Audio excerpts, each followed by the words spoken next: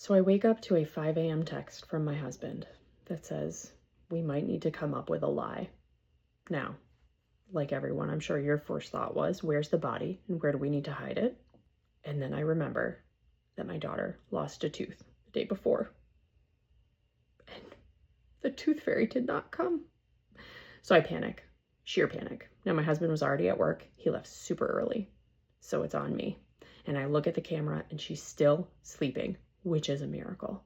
So I run down the stairs looking for money like it's in 1999 and they just announced that Backstreet Boys tickets are on sale.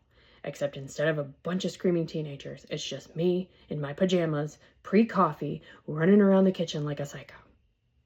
So I find the money and I run upstairs and I'm opening her door quietly. And as I'm slowly opening her door, she is waking up and she has sat up and she is flipping over her pillow to see that her tooth is still there.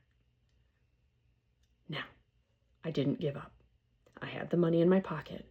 I dove for her bed like I'm in an action movie, but not so crazy that she was like, what are you doing, Mom? You're a psycho. And I shoved the $5 under her other pillow.